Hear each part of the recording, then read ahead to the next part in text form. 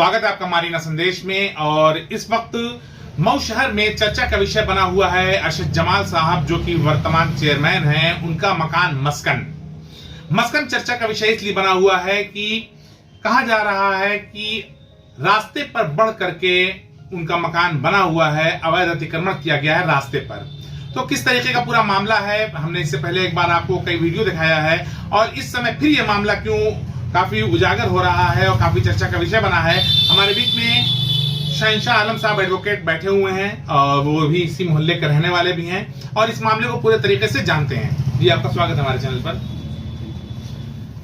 शहंशाह साहब, अभी एक रिपोर्ट आपने दिखाई थी जी कि स्थलीय और अभिलेखीय निरीक्षण किया गया, जिसमें देखा गया कि मस्कन पे अवैध अतिक्रमण है। जी, तो अभी 2 हफ्ता पहले जी, थोड़ा आप तेज बोले। हाँ, 2 हफ्ता पहले जो है मुख्यमंत्री के नाम एक पिटिशनर है शाहिद सौदागर जी, उनके नाम से एक एप्लीकेशन दी गई कि 2017 में एक आदेश हुआ सिटी मजिस्ट्रेट के यहाँ से जी कि अरशद जमाल ईदगाह के रास्ते पे और ईदगाह सहन के रास्ते पे 5 फीट जो है और 3.5 फीट रोड वाइंडिंग पे बढ़ करके अपने मकान का तामीर करा लिया है। उसका 2017 में नगर मजिस्ट्रेट के यहाँ से आदेश हुआ कि इसको ध्वस्त किया जाए।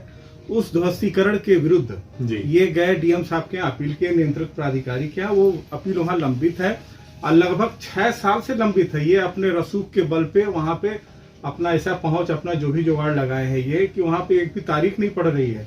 इसी संबंध में शाहिद सौदागर ने जो नहीं, मतलब जैसे अभी आप बता रहे हैं कि असर रसूख की बिना पर डीएम साहब दबाव में काम कर रहे हैं। अब 6 साल से जब पत्रावली में एक भी सुनवाई नहीं हुई तो इससे हम लोग क्या समझेंगे।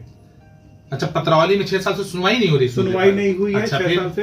तो शाहिद सौदागर ने जो है एक पिटिशनर है जो 2014 में पिटीशन दाखिल किया गया था, जिसमें डिमार्केशन हुआ था हाईकोर्ट के आदेश पे पार्क का। थोड़ा आप तेज बोलते हैं। शाहिद सौदागर के नाम से एप्लीकेशन गया।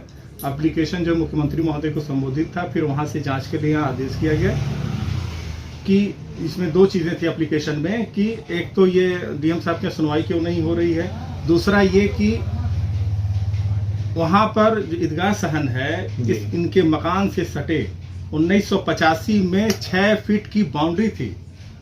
1985 में 6 फीट की बाउंड्री की गई और जिसकी बुनियाद आज भी मौजूद है। इन्होंने जब 1998 में बैनामा लिया, उस बैनामे के बाद धीरे धीरे ये जो बाउंड्री जो 6 फीट थी उसको इन्होंने गिरा दिया। अच्छा, गिराने के बाद जो है तो ये बुनियाद कहाँ मौजूद है? बुनियाद जो उस पे जो अपना मकान तामीर कराया है, अरशद जमाल का जो मकान है उसी बुनियाद पर तामीर कराया इन्होंने। अच्छा, उसी बुनियाद पर तामीर कराया है। वो 85 में नगर पालिका ने उसको जो घेरा था उस पार्क को, अच्छा ईदगाह सहन को जो है, और 98 के बैनामा जो इन्होंने दिया, वो सहन ईदगाह का है या पार्क है या क्या चीज है, उसको थोड़ा वजाहत उसकी नहीं हो पा रही है। देखिए, ऑन रिकॉर्ड अगर पुराने दौर में जाया जाए तो वहाँ पे सैकड़ों साल से उस मैदान पे ईद, बकरीद, जनाजे की नमाज और जो है जितने धार्मिक जलसे वगैरह जो होते हैं उस मैदान में हमेशा से होता रहा है। और सभी लोग यहाँ तक कि अरशद जमाल ने जो 98 बैनामा लिया उसमें लिखा कि हमारे सामने 5 फीट रास्ता है, उसके बाद ईदगाह सहन है, लेकिन ऑन रिकॉर्ड वो जो है पार्क के नाम से सरकार की जमीन है वो दर्ज है, लेकिन उस पर ये ईद, बकरीद और जनाजे की नमाज जो है वहाँ पे होती है।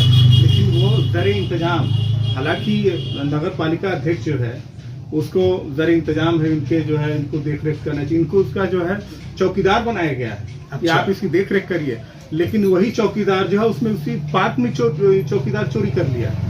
अच्छा, उस रास्ते को कब्जा करके अपना मकान बना लिया, जिसमें ध्वस्तीकरण का आदेश है और डीएम साहब के लंबित है। 6 साल से अभी लंबित है, अभी उसमें कोई सुनवाई नहीं हुई। तो अब क्या उम्मीद है, क्या लगता है कि जो अभी आप लोगों की एक रिपोर्ट आई है? हाँ, इस रिपोर्ट में भी आई है कि जो 2 हफ्ते पहले आए थे यहाँ पे जो आपके माध्यम से और कई लोगों के माध्यम से समाचार भी चला था तो इसमें रिपोर्ट में स्पष्ट है कि अभिलेखीय और स्थलीय जांच में ये पाया गया कि यहाँ पे रास्ते पर इनका अतिक्रमण है।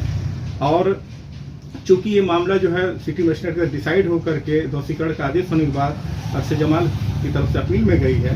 ध्वस्तीकरण का जो आदेश है वो भी अपनी जगह बना हुआ है, वो बना हुआ, ये अपील में गए हुए हैं। जब चूंकि मुकदमे में है तो बिना मुकदमे के निस्तारण के वहां से ये रिपोर्ट ले कि हम अपने स्तर से नहीं कर सकते ध्वस्तीकरण का आदेश, जब वहां से आदेश होगा तब कुछ होगा।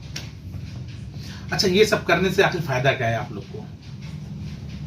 किसी का पर्सनल फायदा नहीं है, जी पूरे गांव समाज मोहल्ले का सभी लोगों का फायदा है। अच्छा ये बता दीजिए, ये पूरा इलाका देख रहे हैं जी। इस पूरे इलाके में मकानात, सबके घर में से तो आंगन खत्म हो गया है, बिल्कुल सबके जो है पुराने तामीर है, कोई सामने रास्ता नहीं है, बहुत गलियां हैं, कोई खेल कूद का मैदान नहीं है, अगल बगल कब्रिस्तान देख रहे हैं। इस पूरे इलाके में आप देख लीजिए सिर्फ वही एक खेल कूद का मैदान है। उस खेल कूद के मैदान को भी, उस पार्क को भी जो है ये पूरा जो है इंक्रोचमेंट करके सब कुछ को उसको अपने कब्जे में लेना चाहते हैं। अच्छा, अभी जब ये समाचार चला था तो अरशद जमाल साहब का एक ग्रुप चलता है, सोशल ग्रुप में, व्हाट्सएप ग्रुप है डॉक्टर अल्लामा इकबाल के नाम से। उसमें अरशद जमाल साहब ने एक कमेंट किया था कि अगर 1 इंच भी मस्कन अवैध जमीन पर बना होगा तो पूरा गिरवा देना, उफ तक ना करूंगा। तो मेरे तरफ से ये और मोहल्ले वालों की तरफ से मैं गारंटी लेता हूँ, ये चैलेंज देता हूँ कि आप सिर्फ वो जो बाउंड्री वाल आपने गिराया है, जो बाउंड्री वाल गिराया आपने, उसकी बुनियाद दिखा दीजिए और आपने 98 में जो बैनामा लिया है उसमें दिखा दीजिए कि उसमें बीच में कितना रास्ता आपने दिखाया कि इसमें कितना रास्ता है। अच्छा, और उसकी बुनियाद दिखा, मान लीजिए अगर बुनियाद उसके नीचे नहीं मिली तब तो जितना उनका गिरेगा वो सब नुकसान होगा, उसका क्या होगा? जब डीएम सिटी मजिस्ट्रेट के यहाँ से जो पूरा गुड़ दोष के आधार पर दिखाया गया कि इनका जो है बैनामा, मास्टर प्लान का नक्शा, मौके पे पैमाइश, हाईकोर्ट के आदेश पर जो है जो पैमाइश हुई यहाँ पे नगर मजिस्ट्रेट और तहसीलदार एसडीएम की जो रिपोर्ट लगी, उस बेस पर हम नहीं कह रहे, वो लोग कह रहे हैं आकर के कि यहाँ पूरे रास्ते पर इन्होंने इंक्रोचमेंट कर करके मकान बना, एकदम टोटल अवैध है आगे का। अच्छा, तो ये था पूरा प्रकरण जो हमने आपको दिखाया, एडवोकेट शहंशाह आलम साहब के माध्यम से सुनाया भी।